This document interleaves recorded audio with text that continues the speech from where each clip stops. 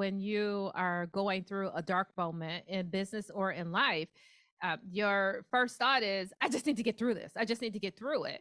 And quite honestly, that's not easy for a lot of people. So when you don't feel like you have a choice, then what? So it's, you know what, that's a great question, right? Because very much as Emmanuel says, actually, in almost all, but very, very few extreme circumstances, do you not have a choice? Or in almost all situations, we do have choice. We just don't realize it. And, I think you've both said it here. It's really interesting. But so here's the interesting thing. Let me give you an observation from coaching, from when I've coached people, when I've coached individuals in particular, because I coach teams and groups, but I also, predominantly coach individuals. That often when people come for coaching, they are in that place that you describe where they think, I just don't have a choice. It's got this bad, right? And when we talk about things getting this bad, it could be anything. It could be very senior leaders in the workplace who are like, I have to restructure my organization, but I don't know where to start. I can't do it. Or it might be, I need to launch another business, but I don't know how to do it. There is no choice. I don't have a choice. Or it might be many more really personal things. I can't juggle the amount of stuff I have going on. I am in a relationship I need to move away from. I don't know how to do it. I don't have a choice, right? And the reason I'm sharing this is because really people come with all sorts of stuff. They bring all of this stuff to coaching.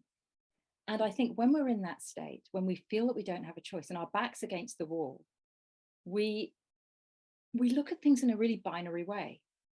And this binary way is, I'm either here or I'm there. I either stay or I go. I either stay or I leave.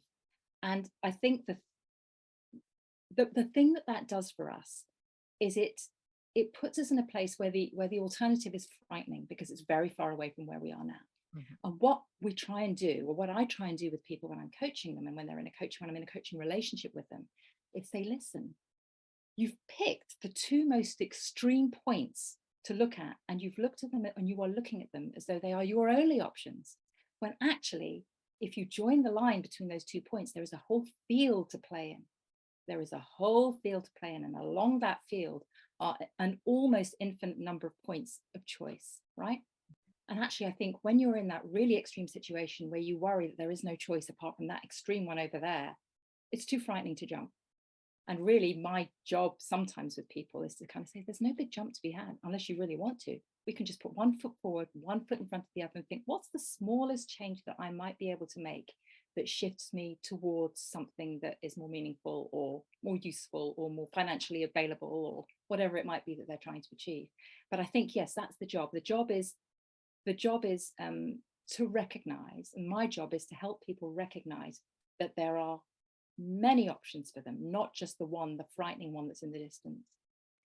And I was actually going to add one other thing. Look, We were we're talking off. about we were talking about this being a free-flowing conversation, right? Yes. Yes, it's going to be free-flowing. I was actually going to share with you a quotation that some of your listeners may be really familiar with because it's quite famous, and it's by a guy who is a neurologist, a psychologist, and a psychiatrist, and actually a Holocaust survivor. His name was Viktor Frankl, and he said, between stimulus and response, there is a space. And in that space is the power to choose our response. And in that response is our growth and our freedom. And it's a gorgeous phrase. And I'll send it to you. I'll send it to you over so that you can share it with people. But it's wonderful because it says that sometimes when we're confronted with something really difficult, we have an instinctive reaction to it. And that reaction might be no, or it might be jump. But actually, if we can remember that there's always a space, we don't need to jump straight away. We can just think, we can stop and just consider stuff. In that space, there is choice. And that lovely place where we have choice means that we can choose our response and then we can grow. And I think that's kind of lovely. Oh, that's beautiful. I love it. Yeah.